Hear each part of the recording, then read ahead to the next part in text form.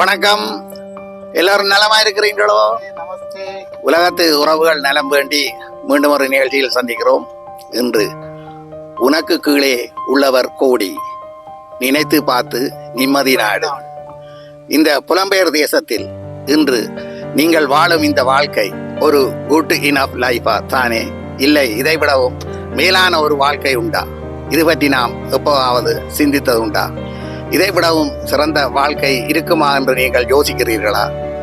எப்பவுமே எதுவுமே இலவசமாகவும் விரைவாகவும் கஷ்டப்படாமலும் எது கிடைக்கிறதோ அதன் அருமை, பெருமை, மதிப்பு எங்களுக்கு தெரிய வாய்ப்புகள் இல்லை என்பதே சரியான வார்த்தையாக இருக்கும்.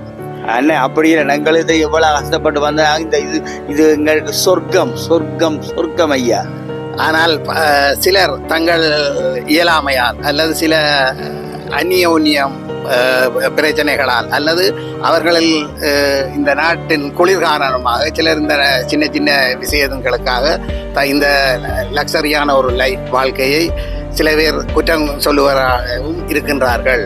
எனவே நாங்கள் எவ்வளவு தூரம் கஷ்டப்படாமல் இந்த நாடுகளுக்கு வந்தோமோ அவ்வளவு தூரம் இந்த நாட்டின் அருமை பெருமை எங்களுக்கு தெரிய நிச்சயமாக வாய்ப்பில்லை. எனவே இந்த உலக நாடுகளுடன் ஒப்பிட்டு பார்க்கும் பொழுது கனடாவுக்கு வருவதற்கு அல்லது வேறு நாடுகளுக்கு வருவதற்கு உலகத்தில் உள்ள எத்தனையோ நாட்டு மக்கள் தவம் இருக்கிறார்கள். இந்த நாட்டு வாழ்க்கையை பார்த்ததும் அவர்கள் இப்படி ஒரு வாழ்க்கை கிடைக்காதா என்று எவ்வளவு தூரம் கஷ்டப்பட்டு உலகில் பஞ்சம் பட்டினியை தாண்டவமாடும் நாடுகளில் இருந்து எத்தனையோ பேர் இங்கு வர அலைகிறார்கள். இவ்வளவு பணத்தை செலவழிக்கிறார்கள். இவ்வளவு கஷ்டப்பட்டு வரும் பொழுது நீங்க வெளிநாட்ட போறீர்கள். இப்பவும் இலங்கையில் உள்ள பிரச்சனை இருந்தேன்னு சொன்னாலும் இன்றைக்கும் கனடா ஆண்டா வாரதுக்கு இத்தனை துடிச்சு கொண்டு இதுகளை காசை கட்டி போட்டு ரோட்டு வழியும் அங்க கொழும்பிலையும் அங்க திரும்பி கொண்டு இருக்கிறார்கள். ஏனென்றால் கனடா ஐயா, அதுக்கு காரணம் இந்த கனடா போராக்கள் செயல்பாடுகள்லாம். இங்கேருந்து அங்க போய் இங்கே கடன் பட்டு கொண்டு போறது, அங்க போய் கோடீஸ்வரர் மாதிரி நடிப்பு நடிச்சு மக்களுடைய மனதை புண்படுத்துற மாதிரி போயின உடனே ஹோட்டல் எடுக்கிறது, அந்த காசை அந்த இங்க ஊர் இங்க வாரது எல்லாம் அள்ளி வீசுறது. ஆயிரம் ஒரு நண்பன் சொன்னா வெளிநாட்டிலேருந்து வந்தவன் சொத்துக்களால் எடுக்கிறான், கைகளால் எடுக்கிறான், காதுகளால் எடுக்கிறான். அப்ப அப்படிதான் செய்ய அவங்கள ஏதோ அங்க வெளிநாட்டுல காசு விளையுது. அது சரியான லாங் டைம் கதைச்சாச்சு. இப்படி இல்லை. இப்ப அவர்களுக்கு தெரியும் இந்த கஷ்டம், இப்படி எல்லாம் கஷ்டப்படுங்க என்று எல்லாம் தெரிஞ்சும், ஆனால் அதையும் தாண்டி இங்க வந்தா நாங்க உழைச்சிடலாம் ஒரு நம்பிக்கை. இப்போதைய பிரச்சனை எடுத்தோன்னா அங்க பொம்பளை கொடுக்குறாங்களே இல்லையா? ஏன்னா வெளிநாட்டு மாப்பிள்ளைன்றதானே பொம்பளை ஓம் பண்றாரு. அதுதான் முக்கிய பிரச்சனை, இப்போதைய பிரச்சனை. எது எப்படி இருந்தாலும் ஒரு உயிர் வாழ வேண்டும், நிம்மதியாக இருக்க வேண்டும் என்ற ஒரு காரணமாக இருக்கலாம். அதை ஏற்றுக்கொள்ளக்கூடிய ஒரு ரீசன் தான். இலங்கையை பொறுத்தவரையில் பாதுகாப்பு இன்னும் உறுதிப்படுத்தப்படவில்லை ஒவ்வொரு இண்டிவிஜுவல் பர்சனுக்கும். இல்லை அப்படி இருக்க இந்த நாடுகளில் நாங்கள் நிம்மதியாக படுக்கிறோம், நிம்மதியாக சாப்பிட்றோம். அதுக்கு நாங்கள் ஆண்டவனுக்கு நன்றி சொல்ல வேண்டும். முதலில் என்ன, நீங்கள் இருக்கிற நாடுகளில் உங்களுக்கு என்ன குறை? இந்த நாட்டில் என்ன எல்லாமே இருக்கு. மனிதநேயம் நிறைந்து வழிகிற இந்த நாடுகளில் எங்களுக்கு வாழ்றதுக்கு கொடுத்து வைத்ததுக்கு ஆண்டவனுக்கு நன்றி சொல்ல வேண்டும். இலங்கையிலிருந்து உலகம் முழுவதும் வந்து மக்கள் அவரவர்களின் அறிவு, பொருளாதார பலம் காரணமாக புலம்பெயர்ந்து உலகத்தில் எல்லா நாடுகளிலும் வாழுகிறோம். ஐரோப்பியா மற்றும் அமெரிக்க கண்டங்களுக்கு வந்து தமது வாழ்க்கையை வாழ ஆரம்பித்து மக்களுக்கு அதிர்ஷ்டம் அழைத்து தான் இருக்கிறது.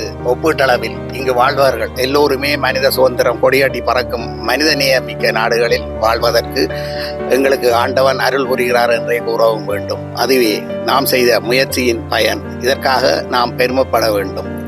ஆண்டவனுக்கு இப்படி ஒரு உயர்ந்த வாழ்க்கை எங்களுக்கு கிடைத்ததாக நன்றியும் சொல்ல வேண்டும்.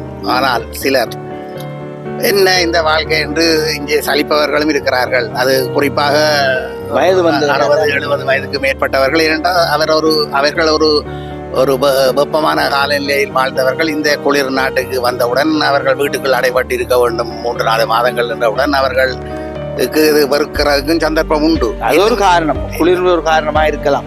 இன்னும் சிலர் வந்து வாழ்க்கையிலே முன்னேற தெரியாமல் தாங்கள் நெத்தபடி எல்லாம் வாழ வழிகிட்டு பிரச்சனைகள் சட்டப்படி அல்லது குடும்ப பிரச்சனைகள் அந்த அடிப்படையில் அதை முன்னிறுத்தி சொல்கிறார்கள். என்ன இந்த நாடு என்றும் சொல்கிறார்கள் பலர். என்ன எது எப்படி இருந்தாலும் இந்த வாழ்க்கை ஒரு சொர்க்கமானது. இதை நீங்கள் பாதுகாப்பானதும் இந்த நாடுகளுக்கு இந்த நாட்டின் சட்டத்திட்டங்களை மதித்து இந்த சட்டத்திட்டங்களுக்கு நாங்கள் மதிப்பு கொடுத்து இந்த நாட்டில் வாழுவது நல்லது, பாதுகாப்பானதும் கூட. அதுதான் அண்ணா. அதில் ஒரு சின்ன ஒரு சிக்கல் ஒன்று இருக்கு. ஒரு சிலர் எல்லாரும் இல்லை, ஒரு சிலர் அதில் அந்த சட்ட திட்டங்களை மதிக்கிறதில்ல, அந்த ரெஸ்பான்சிபிலிட்டி அந்த எப்படி ஒரு நாட்டில் இந்த நாட்டை எப்படி நாங்கள் வாழ வேணும்ன்றதுக்கு ஒப்போசிட்டாக எங்கள்கிட்ட தமிழ் மக்கள் சில பேர் செய்கிறதால் எங்களுக்கு சில கெட்ட பேர்கள் இருக்கொள்ளியும் மற்றும்படி உண்மையாக மோஸ்ட் ஆஃப் த பீப்புள் தாங்கள் இந்த நாட்டுக்கு விசுவாசமாக தான் இருக்கிறார்.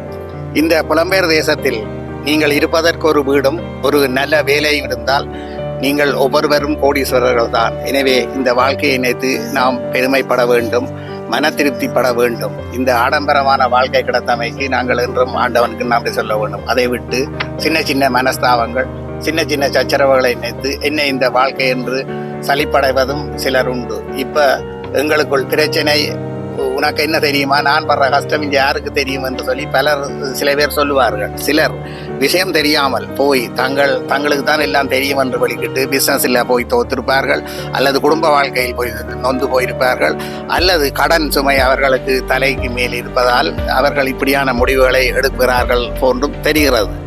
அடுத்து வேலை வேலை என்று வேலைக்காக வாழாமல் உங்கள் வாழ்க்கையையும் அனுபவித்து வாழுங்கள். இங்கு பலர் அவர்களின் தேவை காரணமாகவோ இல்லை அவர்களின் பண கஷ்டம் காரணமாக ஒரு நாளில் 2-3 வேலைகளை மாறி மாறி செய்கிறார்கள் அவர்கள் வாழ்க்கையில் முன்னேற வேண்டும் என்று. ஆனால் அது இப்போ எல்லாம் போச்சு ஐயா. இப்போ எங்கென்ற மக்கள் நல்ல வடிவாக சந்தோஷமாக வெக்கேஷன் அப்படி இப்படிலாம் திரிகிறார்கள். அதெல்லாம் நாங்கள் வந்த காலங்களில் இப்போ ஒரு 10 வருஷம் 15 வருஷம் தான் உண்மையாக டபுள் அடிச்ச ரிபிள் அடிச்ச இல்லை. இப்போ எல்லாம் அங்கே படியல் எல்லாம் வளர்ந்து அவை ஒரு 100,000 அப்படியான சம்பளத்தோடு நல்லா வாழ இருக்கிறார்கள். ஒரு சிலர் நீங்கள் சொல்கிறா எப்படியான இருக்கிறார்கள் ஒழிய இப்போ எங்கென்ன சமூகம் நல்ல முன்னேற்றத்தில் வாழ்ந்து கொண்டிருக்கிறார்கள். இல்லை, எதுவுமே அளவோடு இருந்தால் ஆனந்தம் என்று சொல்வார்கள். அதுதான் நாங்கள் வேலை ஒரு கஷ்டத்தின் நிமித்தம் வேலையை போறோம் என்று சொன்னா அந்த கஷ்டம் முடிஞ்சதோட விட்டுருவோம் அந்த வேலையை. அதை விட்டு அதிலேயே தொங்கிக் கொண்டிருக்கிற வேலை வீடு என்று வேலை என்று விட்டு பிறகு ஒரு 50-60 வயது போனா பிறகு ஐயோ நான் வாழ்க்கையில விஷயத்தை துளைக்கிட்டேன், இன்னும் கொஞ்சம் ரிலாக்ஸா இருந்து நான் எனக்கு விரும்பினதை என்ற சிநேகிதம் என்ற ஆசை என்ற விருப்பங்களை நான் நேற்று வாழ்ந்திருக்கலாமே என்று சொல்லி பலர் இன்று வேதனைப்படுகிறார்கள். பலர் அதை வெளியே சொல்லாமல் தங்கள் மனங்களுக்குள் விட்டு போராடி கொண்டிருக்கிறார்கள். அதுதான் நிஜமான உண்மை. ஒரு வேலைக்கு கிடைத்தது என்றால் நாங்கள் செக்கு மாடு மாதிரி அதிலேயே கடந்து உளர்றது, என்ன திரும்பி பார்க்கிறேன் அக்கம் பக்கத்தில் வெளியில என்ன நடக்குதுன்னு. என்ன இது ஒரு தப்பான ஒரு பிழை, நாங்கள் எல்லோரும் விடுகிற ஒரு பிழை என்றுதான் நினைக்கிறேன். எனவே எது தேவை, என்ன தேவையோ அந்த தேவையை நோக்கி போகணும். அந்த தேவையை நிறைவேற்றி முடிந்தவுடன் அதை விட்டுட்டு நாங்கள் குடும்பத்தோடு இருக்க வேண்டும். அதுதான் இருக்குமே தவிர மற்றும்படி நடந்து முடிந்த பிறகு 10 வருஷம் நாங்கள் அப்படி செய்துட்டோம் இப்படி செய்யணும்னா அது டூ லேட். என்ன உங்கள் இளமை காலம் மீண்டும் எப்போதுமே திரும்ப வராது. அப்ப இளமை இருக்கும் போதே நீங்கள் வேலைக்கும் போங்கள், குடும்பத்துடனும் இருங்கள், பிள்ளைகளுடனும் இருங்கள். அது ஒரு முக்கியம். இந்த 3 கோணத்தை நீங்கள் ஒழுங்காக பார்ப்பீர்களா இருந்தால் நீங்கள் எல்லோருமே கோடீஸ்வரர் தான்.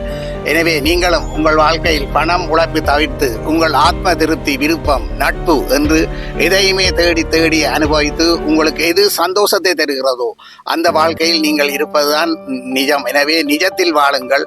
நிஜம்தான் உங்களுக்கு உங்கள் வாழ்க்கையை அடுத்தடுத்த கட்டத்தை நோக்கி போகும். எனவே இந்த புலம்பெயர் தேசத்தில் நீங்கள் மட்டும்தான் கவலைப்படுகிறது இல்லை, உனக்கு கீழே உள்ளவர் கோடி. எப்போதுமே ஒரு பிரச்சனை வந்தவுடன் நாங்கள் எங்களுக்கு மேலே உள்ளவர்களை தான் நினைத்து பார்க்கிறோமே தவிர இல்லை, உங்களுக்கு கீழேயும் எவ்வளவு பேர் இருக்கிறார்கள்.